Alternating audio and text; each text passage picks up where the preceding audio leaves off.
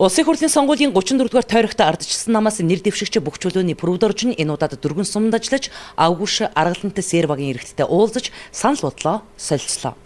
Тэрээр нутгийн иргэдэд ирэх сонгуулийн мөрөн хөтөлбөрөөр танилцуулж цаашид хийх ажлынхаа талаар тайлбарласан юм. Түүнийг ирэхэд нутгийн иргэд халуун дотноор угтан авч энэ сонгуулийн Пүрвдорж нэр дэвшигчийг дэмжин гэдгээ илэрхийлж байлаа.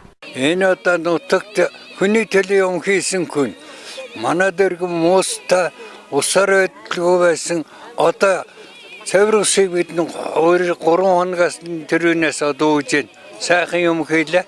Дараач хүний төлөө юм хийх хүн гэж Пүрвдоржийг дэмжиж байна. Пүрвдоржийг үнэлдэг ийм хүн байгаа юм. Энэ хөвгтэй ч загшил байсан. Пүрвдоржийг гаргаж хөвгтүүд минь гэж ярьдаг байсан ах нь. Би тийм хүнийг би наммаа гэж нэг шаадгүй зөвлөм дэмжсэх таанаар гэж ярьдаг. Бүх чөлөөний Пүрвдорж нь ховддоо сайхан амьдарцгаая төрийн бус байгууллагын тэргүүн бөгөөд сангийнхаа ажлаараа өнгөрсөн хугацаанд Ховд аймгийн олон сумдад тулгамдж байгаа асуудлыг шийдсэн юм.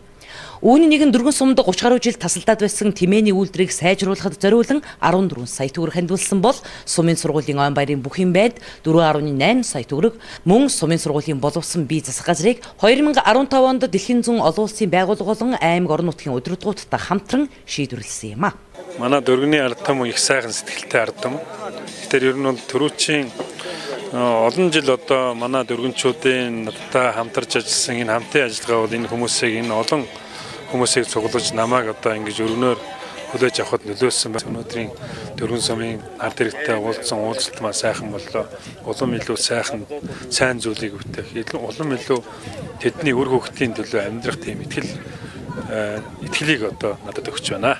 Одоо өнөөдөр ингээд энэ Ховд аймгийн дөрвөн сумын иргэд сонгогчтой уулзаад явж байгаа.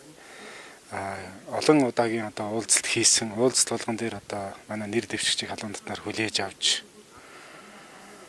ер нь цаашдаа энэ ардчилсан намаас нэр дэвшигчийг дэмжиж ардчилсан намын хийж ирсэн ажил бүтээн байгуулалтыг үргэлжлүүлэх саналаа илэрхийлж одоо дэмжгээ илэрхийлж байна.